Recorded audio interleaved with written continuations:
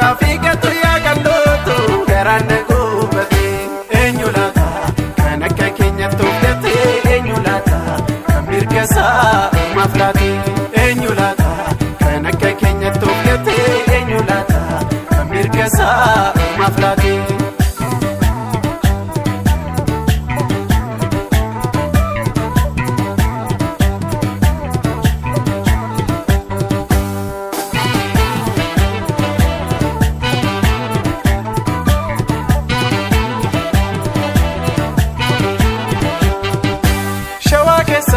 Kan nuti hin saamamne kamilata kan nurraa hin fuudhamne utuu jirru jira hin jirre taane lafa keenya haala gaadhaan haalamne maqaa keenya haala gaadhaan haalamne afaan keenya haala gaadhaan haalamne biyya keenya haala gaadhaan haalamne mirga keenya haala gaadhaan haalamne haala gaadhaan haalamne haala gaadhaan haalamne.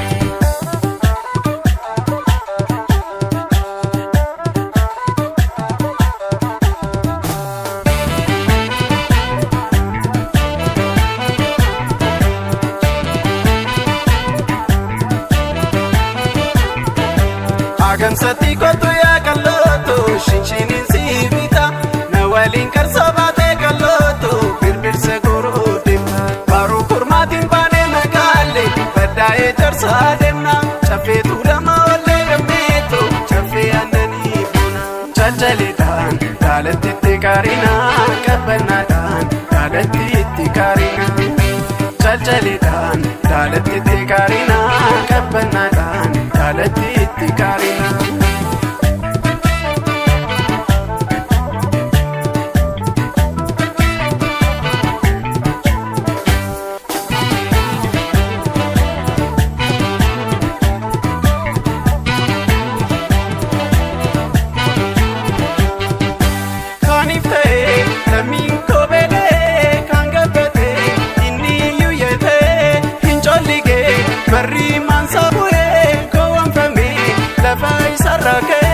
Akan kone lafa isaa saamame kan dubbatis ejjeedhaan xaxame abbaan garaa si joodaa mo'ame kan falmate tidhaan koolafame.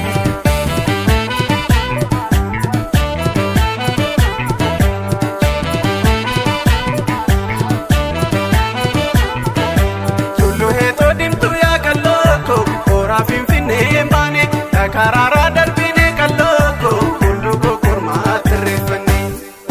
Dubbiin baanee magaalee chaffee araaraa dhaqna dildila dureen baanee dammeetu finfinnee gaddaawwanna seenaa keenya dhalootatti labsina shoora diinaa hundeessaa ittiin buqqifna seenaa keenya dhalootatti labsina shoora diinaa hundeessaa ittiin buqqifna.